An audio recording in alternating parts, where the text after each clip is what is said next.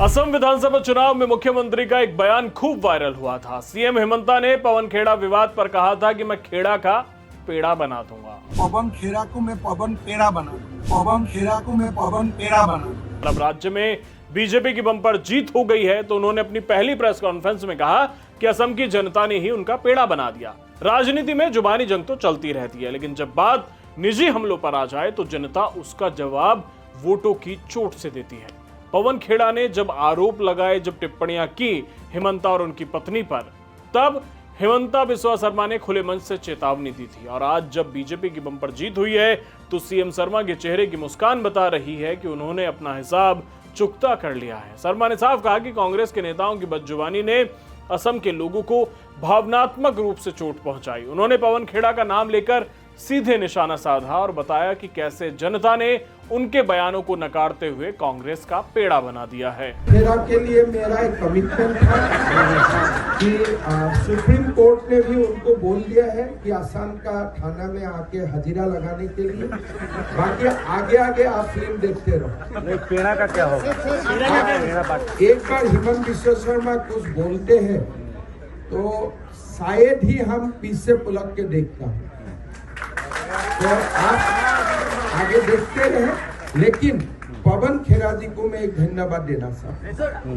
पवन खेड़ा जी का जो एलिगेशन रहा एक असम का बेटियों का ऊपर, इससे लोगों को काफी इमोशनल किया।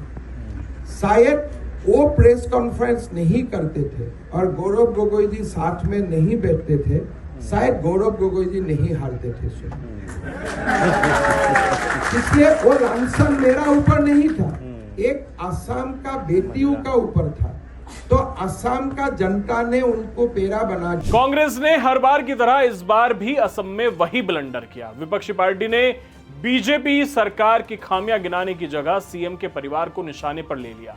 कांग्रेस ने हिमंता बिस्वा शर्मा की पत्नी रिंकी भुइयां शर्मा के खिलाफ बिना किसी सबूत के गंभीर आरोप लगाए। सीएम की पत्नी पर किए गए हमलों ने राज्य की महिलाओं और आम जनता को इतना नाराज कर दिया कि उन्होंने कांग्रेस को वोटिंग मशीन में ही दफन कर दिया। हिमंता ने खुद कहा कि अगर कांग्रेस ने यह गलती नहीं की होती तो शायद उनकी कुछ सीटें और बच जाती, लेकिन अहंकार में डूबी कांग्रेस ने खुद अपने पैरों पर कुल्हाड़ी मार ली। आंकड़ों पर नजर डालिए। असम में एनडीए ने 101 सीटों के साथ प्रचंड बहुमत हासिल किया है। इसमें बीजेपी ने अपने दम पर 82 सीटें जीतकर इतिहास रच दिया है। बहुमत का आंकड़ा 64 है, लेकिन बीजेपी तो उसके बहुत आगे निकल गई है। सहयोगी दल एजीपी और बीपीएफ ने भी 10-10 सीटें जीतकर विपक्ष का सुपड़ा साफ कर दिया। इस चुनाव में सबसे शर्मनाक हाल हुआ है कांग्रेस का, महज 19 सीटें, और इन 19 सीटों का सच और भी कड़वा है। हिमंता बिस्वा शर्मा ने कहा कि कांग्रेस के जो 19 उम्मीदवार जीते हैं उसमें एक को छोड़कर सभी एक ही विशेष समुदाय से आते हैं।